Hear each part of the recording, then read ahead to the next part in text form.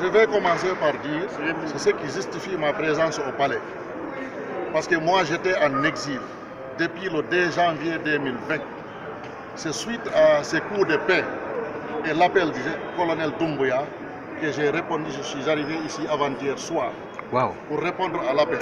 Et je rappelle, tous les dossiers des opérateurs économiques guinéens victimes de destruction de biens ont été recensés par mon organisation.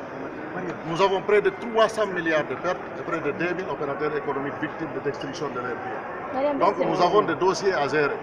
Et j'ai hâte de rencontrer le colonel, parler avec lui. Je suis venu pour travailler avec l'équipe du colonel Doumbouya. Je ne suis pas venu pour accompagner, je suis venu pour travailler avec eux, être au cœur pour le développement économique désormais de notre pays. Il faut que la Guinée change. Il faut que la Guinée change sans démagogie. Nous voulons que ce pays-là change. Nous voulons la paix et l'unité entre tous les citoyens. Moi j'ai une question. Oui. La Guinée regorge des ressources naturelles énormes. Mais quand on parcourt Conakry, nous sommes dans la désolation. C'est quoi le problème? Oui, j'ai vu moi-même quand la prise du pouvoir, j'étais le premier à lancer un appel à l'endroit de tous les opérateurs économiques, de les accompagner et même en diminuant tous les prix. Et je profite de vos micros pour dire à l'ensemble des opérateurs économiques de la Guinée de diminuer tous les prix des denrées alimentaires pour accompagner pour une première fois et être aussi avec les militaires. Nous sommes tous des citoyens guinéens, nous avons le même souci et on va travailler, Inch'Allah, ensemble pour qu'il y ait un réel changement dans le pays, pour l'unité de tous les Guinéens. Et je vais me mettre à la tâche et tout de suite pour faire ces actions-là. Vous allez me voir. Un mot sur les consultations. Non,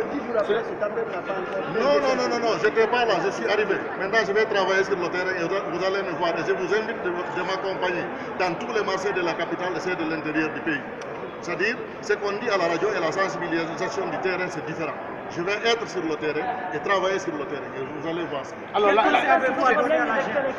conseil que je vais donner aux militaires, moi je dirais que ceux qui ont opéré un coup de paix en Guinée. Le premier conseil d'abord, c'est de s'atteler sérieusement sur la sécurité des biens et des personnes. Parce que nous, c'est suite à des menaces et de l'insécurité qui a fait que j'ai quitté le pays parce que je ne pouvais pas. Et nous avons résisté au troisième mandat parce qu'il ne fallait pas imposer un troisième mandat, une dictature dans le pays. Et nous avons l'espoir qu'il y aura une transition apaisée et nous allons travailler avec l'armée pour ça, qu'il y ait une transition apaisée, nette, au sortir de ça qu'il y ait une élection libre, crédible et transparente. Parce que qui parle de l'environnement économique, si l'environnement politique n'est pas bon, ça va impacter les opérateurs économiques. Nous avons été toujours victimes de cette situation et je pense que cette fois-ci, c'est la bonne. Je prie Dieu que ce soit la bonne et cette fois-ci, on va travailler avec l'armée, on va travailler avec les forces de défense et de sécurité, on va travailler avec l'ensemble des forces vives de la nation pour ça. Et je vous dis une chose, déjà j'ai reçu près d'une centaine de mails des opérateurs économiques crédibles à travers le monde qui veulent, à travers moi, rencontrer la ZEN ou alors voir quelles sont les opportunités dans le pays. Moi, l'autre organisation, c'est la seule organisation qui est créée en Guinée et qui est devenue internationale. Nous avons des représentations dans le monde entier. Je parle valablement au nom de tous les opérateurs économiques de la diaspora guinéenne. Vous comprenez? Et ça, c'est très très important. Ils se comptent au nombre de millions et ils attendent que juste je fais comme ça. Je donne feu vert, ils seront dans le pays pour créer des unités de fabrique, pour créer de l'emploi, pour que désormais la Guinée change. Et nous allons faire ça dans toutes les régions. On va faire ça en Basse-Côte, en Guinée forestière, en Haute-Guinée et en Moyenne-Guinée. La Guinée va changer et nous allons travailler là-dessus. Alpha Condé, un mot sur lui. Alpha Condé, un mot sur lui. Non, je n'ai pas de commentaires d'abord. Non, on demande sa libération. La question divise, vous, opérateur économique, quelle est votre position? Écoutez-moi bien. Oui. Moi, j'ai lutté contre le troisième mandat sans démagogie. Je suis membre et leader du FNDC, c'est clair. Et j'ai participé à tous les manifestations du FNDC et j'ai prononcé des discours en tant que leader. Parce qu'on en a marre avec l'insécurité. Ce que j'ai dit, c'est clair et je réitère. Vous comprenez? C'est très très clair.